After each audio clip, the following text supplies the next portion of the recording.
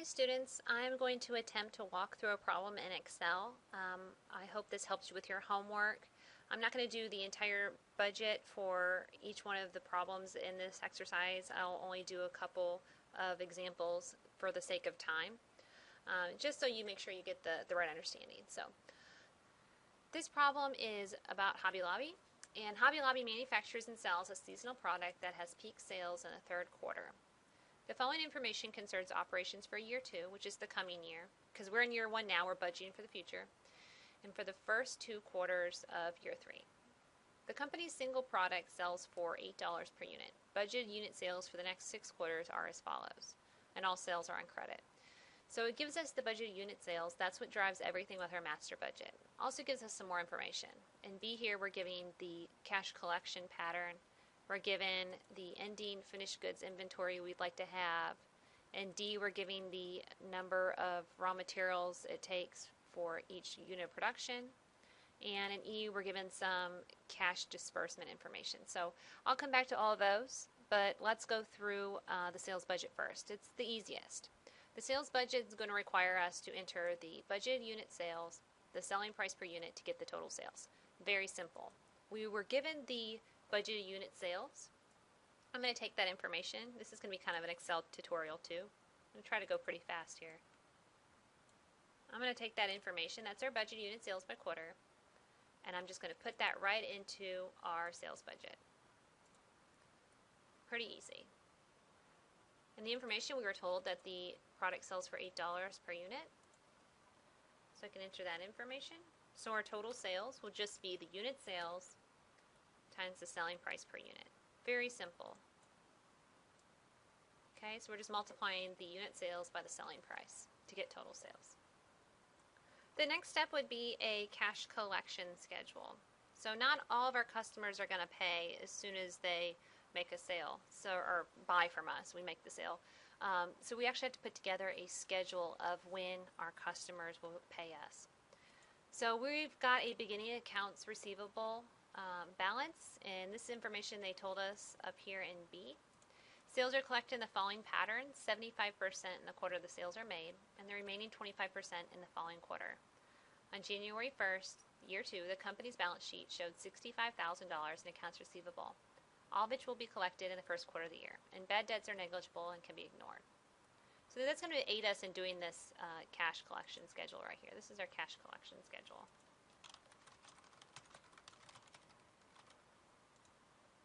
So beginning accounts receivable balance was $65,000. It gave us that information.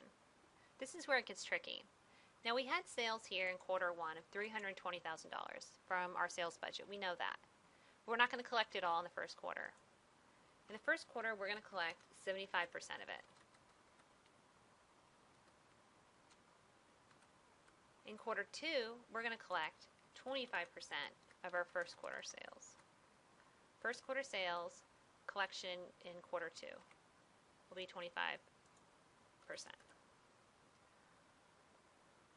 So we're going to collect $240,000 in the first quarter and $80,000 in the second.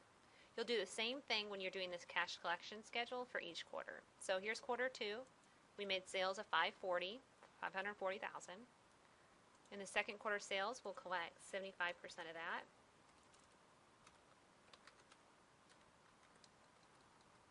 $75% in quarter 2, and we'll collect the remaining 25% in the following quarter, which is quarter 3. Okay? So that's how you're going to fill out your cash collection schedule, and I'll leave it up to you to fill out the remainder of it. The next thing it asked us to do is the production budget. I'm going to go back up to my information it gave us. The company desires an ending finished goods inventory at the end of each quarter to equal 30% of the budgeted unit sales for the next quarter. On December 31st, year 1, the company had 12,000 units on hand. Alright, so that's going to aid us with our production budget. Again, we're going to start with our unit sales. That drives everything. We had budgeted unit sales. I can take that from my sales budget, or I can take it from the original information that it gave us. Budgeted unit sales. That's the first step of our production budget. For the sake of time, again, I'm going to skip a lot of the information, filling out this table, but I want you to be able to get a good understanding of how to do this. We're going to add the desired ending finished goods inventory. And it told us we want to have 30% of the next quarter sales. So we want 30% of the next quarter sales, which in this case is 60,000. We want to have ending finished goods inventory of 18,000. So our total needs will be the sum of the two. We need to have 58,000 units available to us. We had a beginning inventory. It told us in that information of 12,000 units. So we need a total of 58. We started with a total of 12,000. I'm sorry, those are thousands. So we need to produce 46,000 units. Okay, so remember this though. The ending inventory of the quarter at hand will be the beginning inventory of the next quarter. So we ended with 18,000. That's going to be the beginning inventory of the next quarter. Okay, so we have our unit sales. We already entered that. Add the desired ending finished goods inventory. That will be 30% of the next quarter sales, which is 100,000 units.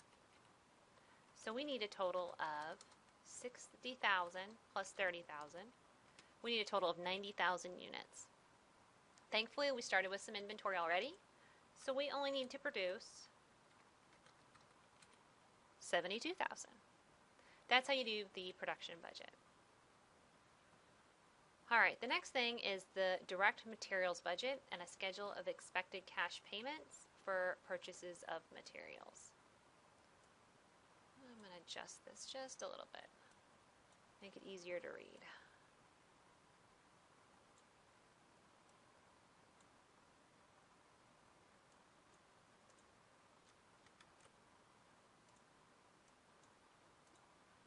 Okay.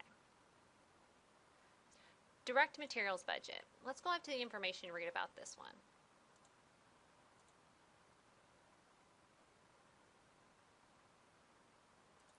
£5 of raw materials required to complete 1 unit of product. The company requires ending raw materials inventory at the end of each quarter to equal 10% of the following quarter's production needs. On December 31st, year 1, the company had 23 pounds of raw materials on hand. So let's use that information to complete our direct materials budget. The required production in units of finished goods is going to come up from our production budget we just did. We want to produce 46,000 in quarter 1. So we're going to enter that information here. 46,000 in quarter 1.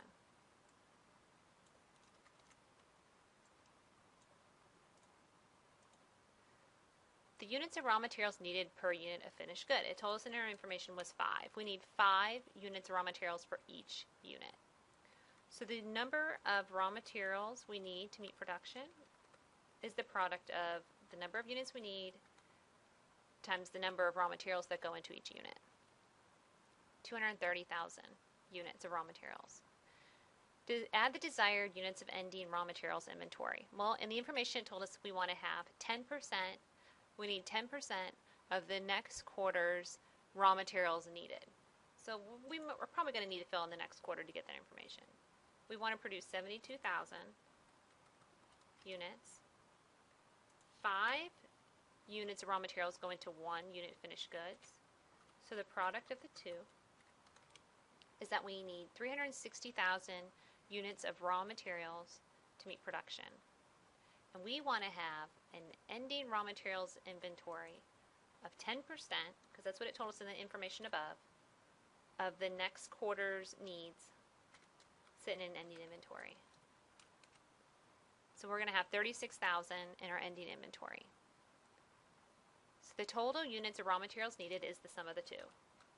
We need 230,000 to meet production, and we need 36,000 that we want sitting in our ending inventory. So we need 266,000. Thankfully, we had a beginning inventory amount, and that was in the information above as well. That was a given to us. 23,000 was sitting in our beginning inventory.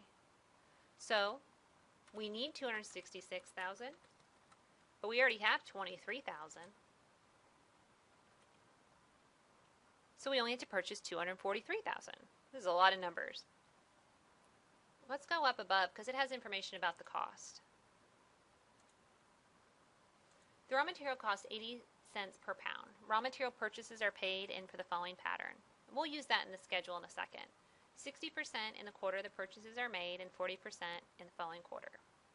And the balance sheet shows that we have accounts payable balance of $81,500. Right now I just need that 80 cents per pound.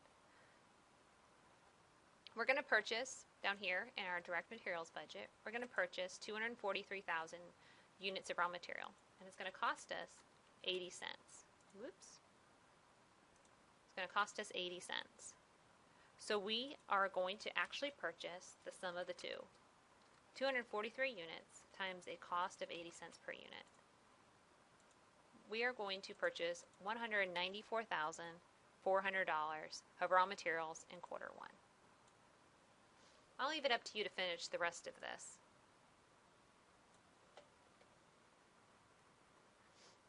And the second thing it asked us was for a expected cash payment schedule, and that's this one down here.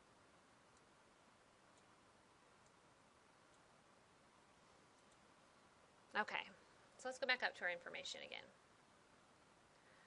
We already took the raw material cost. We used that. Now that 60% is paid in the quarter the purchases are made and 40% paid in the following quarter. We also have a balance of $81,500 in accounts payable for raw material purchases.